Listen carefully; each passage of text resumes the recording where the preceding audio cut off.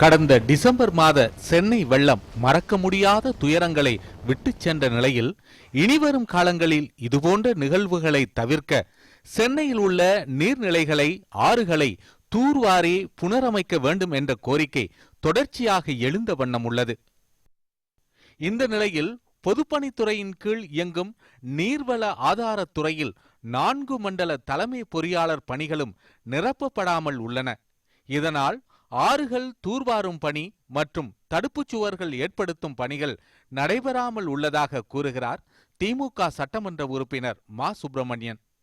பொதுப்பணித்துறை வசம் இருக்கிற நீர்நிலைகளை தூய்மைப்படுத்துவது, தூர்வாருவது, ஆழப்படுத்துவது, அகலப்படுத்துவது, அதோடு மட்டுமல்லாமல் தேசிய நகர்ப்புற புனரமைப்பு திட்டத்தின் கீழ் பெறப்பட்டிருக்கிற தொகையின் கீழ் அந்த பணிகளை செய்வது போன்ற பணிகளை செய்வது, அதோடு மட்டுமல்லாமல் இந்த நீர்நிலைகள் இருக்கிற பாதிப்புகளை தமிழக அரசுக்கு எடுத்துச் சொல்வது, மழைக்காலங்களில் எப்படி மிகப்பெரிய அளவிலான மழை வந்தாலும் கூட இந்த பேரிடர் நேரத்தில் எப்படி சமாளிப்பது போன்ற அந்த ஆய்வுகளை எல்லாம் தர வேண்டிய பொறுப்பு என்பது பொதுப்பணித்துறையின் தலைமை பொறியாளருக்கு இருக்கிறது.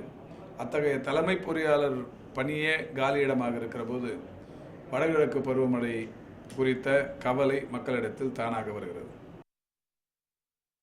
இந்த பகுதியில் கடந்த ஆண்டு ஏற்பட்ட வெள்ளத்தின் போது 2ஆம் தளம் வரை மழைநீர் தேங்கியதாக சொல்லும் இவர், அடையாற்றின் தடுப்புச் சுவரில் உள்ள ஓட்டையின் காரணமாகத்தான் பெரிய பாதிப்பு ஏற்பட்டதாகவும், ஆனால் தற்போது வரை இது சீர் செய்யப்படவில்லை என்றும் குற்றம் சாட்டுகிறார்.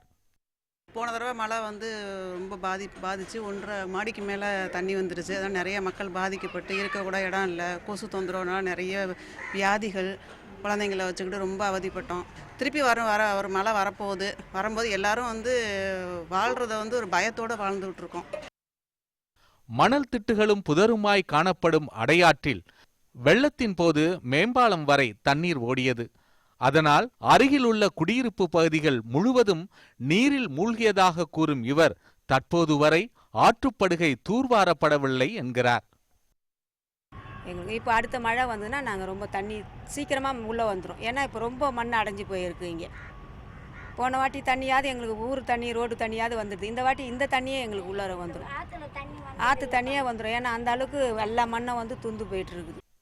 பருவமழை வருவதற்கு முன்பாக செய்து முடிக்க வேண்டிய இவ்வளவு பணிகள் இருக்கின்ற நிலையில் அதை சீர் செய்ய வேண்டிய அதிகாரிகளின் பணியிடங்கள் காலியாக இருப்பது கரையோர மக்களிடையே அச்சத்தை ஏற்படுத்தியுள்ளது. இந்த நிலையில் மக்களை மீண்டும் வெள்ள பாதிப்புகளில் தவிக்க விடாதவாறு முன்னெச்சரிக்கை நடவடிக்கைகளை துவங்க வேண்டும் என்பதே அனைத்து தரப்பினரின் கோரிக்கையாக உள்ளது.